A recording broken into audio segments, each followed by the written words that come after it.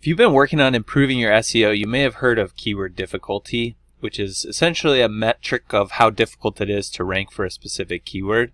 So let's talk about what keyword difficulty is, how to check it on Semrush, how they measure it, and how to use it to your advantage as well. Because obviously, you want to be able to use it to benefit your website in the end, right? So let's say in this example, we're trying to rank for keyword diet, keto diet, keyword diet. Wow, I might need to go on a keyword diet. Keto diet is the keyword that we're targeting. We can see that this has a keyword difficulty of 100%, meaning it's very hard. And it actually tells us down below here, the hardest keyword to compete for. It will take a lot of on-page SEO, link building, and content promotion efforts. And that makes sense. I mean, this is a very short tail keyword. It's a short, broad keyword like keto diet. That could be, people could be searching for a million different things. And it's informational in context, like in nature. So, the intent is informational in nature, I should say. So that's why it's really broad, because people are just searching for a whole bunch of information. And you're going to have websites like, well, if we scroll down here, WebMD, Healthline, Wikipedia, some of the top websites in the world that are ranking up at the very top here, meaning it's going to be extremely difficult to rank for this keyword. Now, Semrush does give us a breakdown of the keyword difficulty. They have like a whole scale here where you can see there's very easy, possible, difficult, hard, and very hard. So this one is going to be the very hard realm. But we can start digging into other keywords. We could view all these keywords if we want, but in fact, I'm probably just going to do that. But there's one like keto diet foods stands out. Keto diet foods. That one's a little bit easier.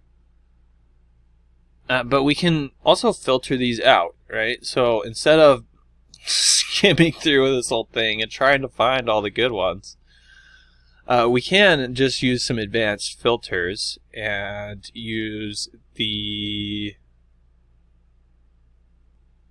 can just use the keyword difficulty feature here. We can select a range, so let's say from 1 to 50,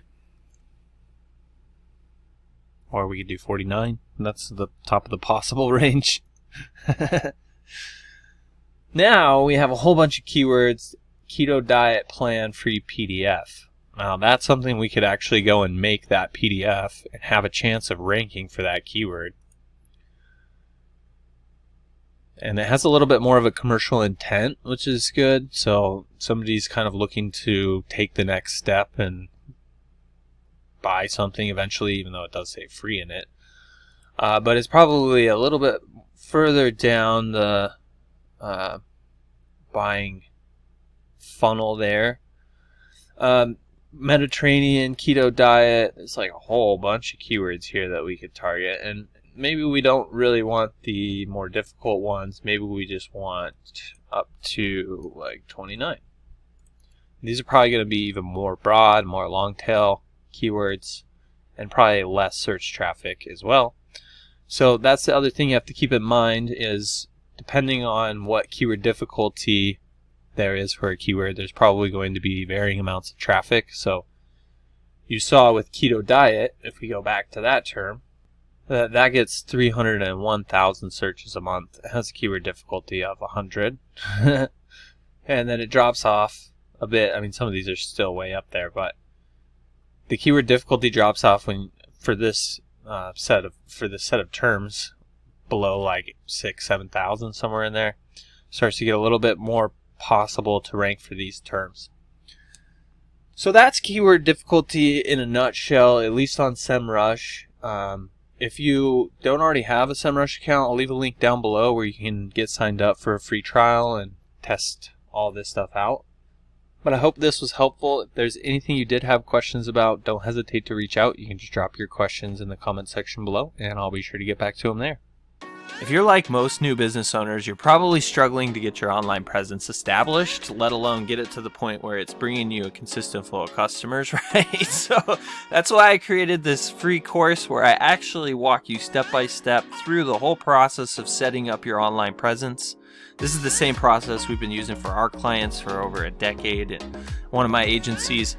And essentially, I'm going to show you how to set up an SEO-friendly business name right from the get-go, how to develop your website really quickly and easily, how to set up your Google Maps listing, start getting some Google reviews, everything you need in order to have a substantial online presence where people can actually start finding you and purchasing your products or services.